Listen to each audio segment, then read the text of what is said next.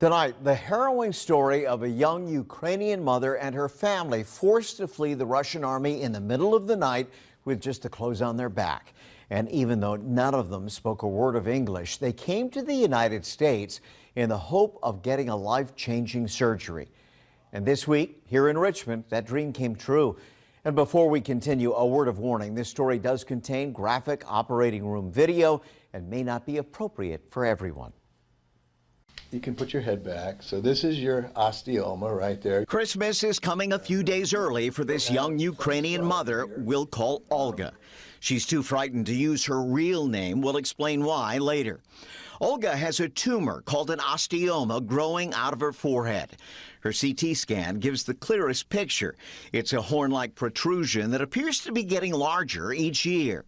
And after 25 years of people staring, snickering, and talking behind her back, Olga has traveled to Richmond to get it removed. We're going to make a couple little buttonhole incisions. She remembers feeling self-conscious about it at a very early age. At the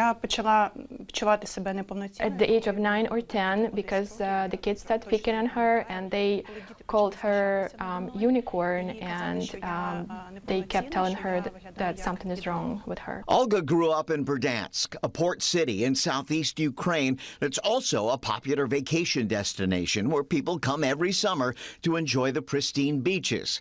Or at least it was until February of 2022. That's when Russian troops invaded by both land and sea. Its strategic location with naval access to the Black Sea made it an important target in one of the first cities the Russians occupied in the war. Now here in the U.S. on a humanitarian visa, Olga, her husband, and their 9-year-old daughter are always monitoring the news from back home and constantly worried about the family still left behind. It's very heartbreaking for her to watch the news because she knows she has her parents there. She knows that the kids are being killed, and sometimes she just can't watch the news because she starts to cry. Give me a smaller chisel. Dr. Niamtu is removing the tumor endoscopically, making small buttonhole incisions in the scalp, and then going in with a scope and a tiny grinding tool to file down the bone. This is a very different procedure than Olga would have endured in Eastern Europe, where both the scarring and recovery time would have been far greater. A lot of people will make a big incision and pull the whole forehead down and reduce it.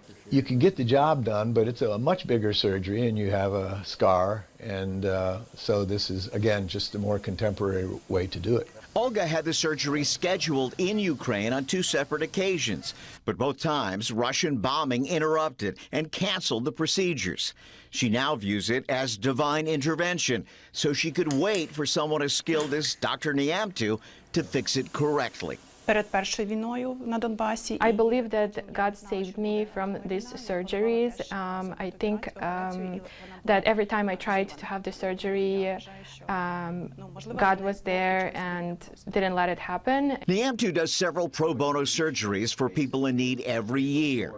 And the minute he read Olga's touching email about fleeing her war-torn country with her family and just the clothes on her back, he couldn't say no. This is just something that she always wanted done, and it was a pretty special situation that, you know, she's on a refugee visa here, I believe that's what you call it, and it's just my honor to help her. Just 24 hours have passed since Olga's surgery, and already the results are impactful and immediate. Take a look at the before pic, and now the after. The tumor is gone, there's no scar, and since the tiny incisions were in her scalp, there is no visible bruising. As for Olga, it's a dream come true, and one of the few emotions that she's willing to express in English. I'm so happy. She is very happy. Olga asked me to thank local entrepreneur Neil Amin for her accommodations during her and her family's stay here in Richmond. She's currently on a 2-year visa here in the United States, but says she hopes one day she can go back home to Ukraine.